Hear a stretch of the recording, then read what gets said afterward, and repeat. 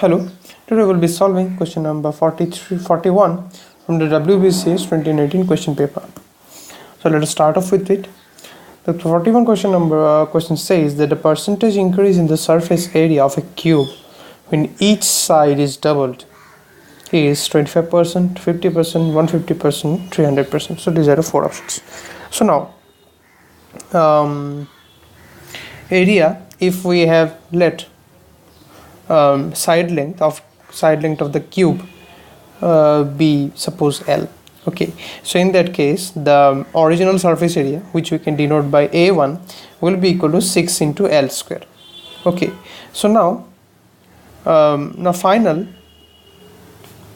side length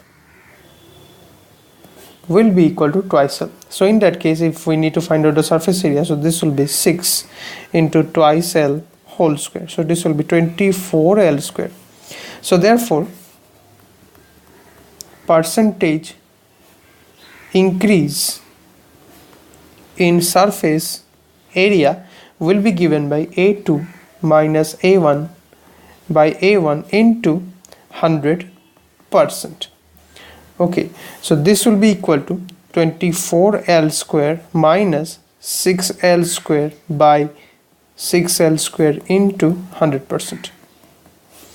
So this will be 18 by 6. So this will be ultimately 300%, which, as you can see over here, is given by option D over here.